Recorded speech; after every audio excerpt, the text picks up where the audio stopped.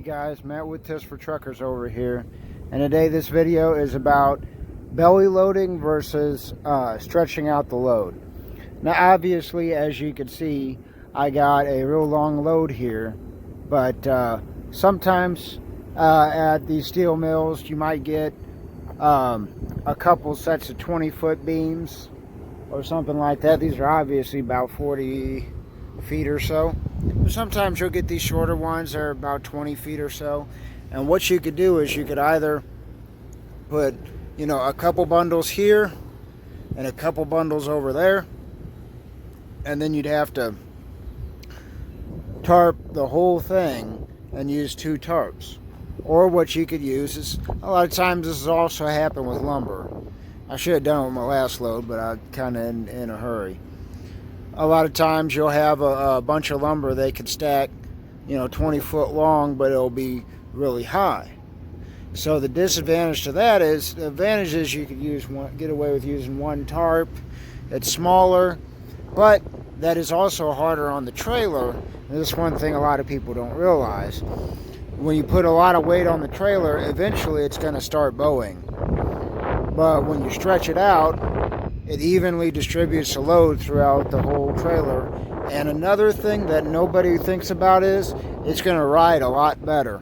When you got your load stretched out and it's touching all different parts of your trailer, it's going to put a lot of weight on your drives and a lot of weight on your trailer axles, instead of all the weight being on here and bouncing up and down.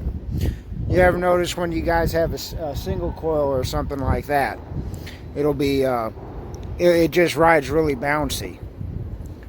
But it's also, like I said, not good for the trailer. So that's the advantage of stretching it out. But what's the advantage of belly loading it?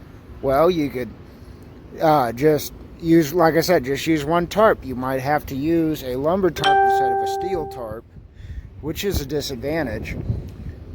But I've found that generally I always stretch it out, and here's my reasoning. If I stretch it out, I can have more room to put my straps and chains and everything on it, and that way I can get a certain amount of straps on each bundle, rather than loading it, maybe putting a couple gut straps on it, and then having a short 20-foot piece on the top where I got 7, 8 straps, chains on the top. I just think it's more effective, it's more stable. You'll have a lower center of gravity and everything if you stretch it out. But like I said, it's you guys' call. It's common sense, it's up to your discretion. Like I said, you can see all these 20-foot beams in there. And that's what I got loaded with last time I loaded here.